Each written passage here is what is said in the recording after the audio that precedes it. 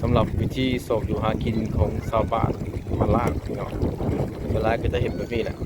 อันนี้มันเด็กน้อยประมาณ11-12 ปีที่ว่ามางมปลาอยู่ในเซ่เนี่ยอันนี้ครับ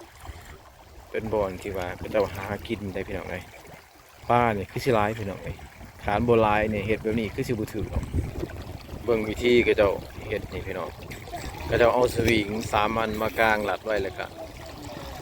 พากันป้านขี้หินแต่ก็งมปลาตามหินที่มันไหลเข้ามานะพี่น้องวิธีแบบนี้นะถ้าปลาโบราณอีหลีคือสิบุถือพี่น้องเพราะหน้ามันกุ้งแล้วก็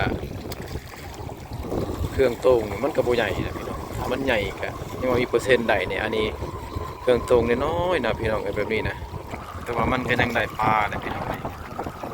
สมมุติคิดว่าปลาอยู่ในน้ำเซตัวนี้คือชิลายนะพี่น้องจะเก็บให้ก็เจ้า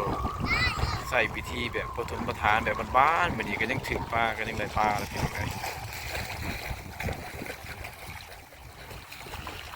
สำหรับวิธีไล่ของกระเจ้าเนี่ยพี่น้องก็วัดขี้หินเพื่อว่า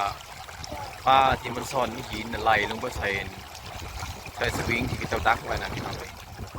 อันนี้คือวิธีหาปลาแบบผสมประทานของชาวบ้านนะพี่น้องเลยหลังจากไล่มาแล้วก็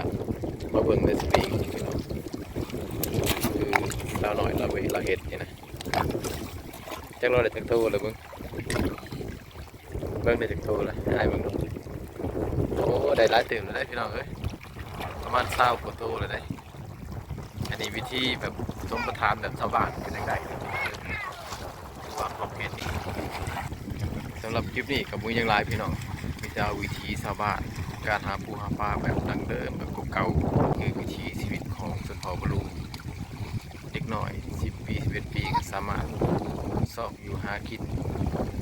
ตามลำน้ำเซอันนี้คือน้ำเซบางเหียงพี่น้องเลยถ้าพี่น้องอยากเบิ่งวิถีชีวิตดั้งเดิมเก่าๆแบบนี้ก็อย่าลืมกดติดตามบอสูนไว้สำหรับคลิปนี้ก็ขอฝากไว้เท่านี้พี่น้องอย่าลืมกดไลค์กดแชร์กดติดตามเลยพบกันใหม่คลิปหน้าพี่น้องขอขอบใจ